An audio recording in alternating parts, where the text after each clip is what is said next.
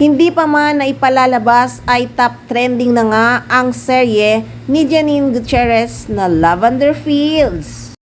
Excited na nga ang mga netizens sa anilay pasabog na acting showdown sa pangunguna ng mga bida nitong sina Julina Magdangal, Jericho Rosales, Janine Gutierrez at Jody Santa Maria kasama ang Philippine drama icon na sina Albert Martinez, Edo Manzano at Maricel Soriano.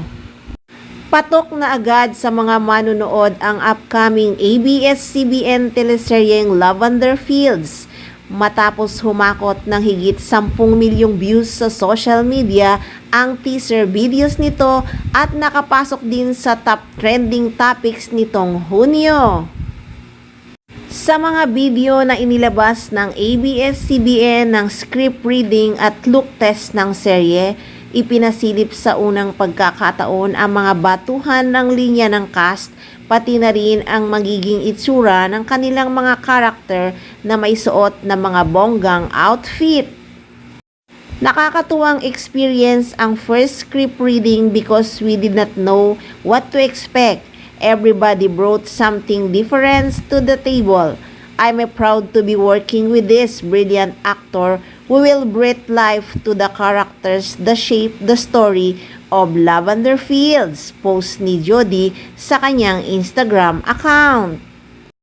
Naintriga na rin ang mga manonood dahil bukod sa nagsisilbi itong unang action drama series ni Jody, first ever kontrabida role naman ni Janine Gutierrez at ang pagbabalik teleserye ni na Jericho at Julina makalipas ang ilang taon. Natatakam na rin silang mapanood ang dating mga child star na sina Jana Agoncillo, Crystal Mejes, Miguel Vergara at Mark Santiago. Makakasama rin dito ni Janine Gutierrez si Lotlot De Leon. Ito ay sa ilalim ng direksyon ni na Emmanuel Q. Palo at Jojo Sagin.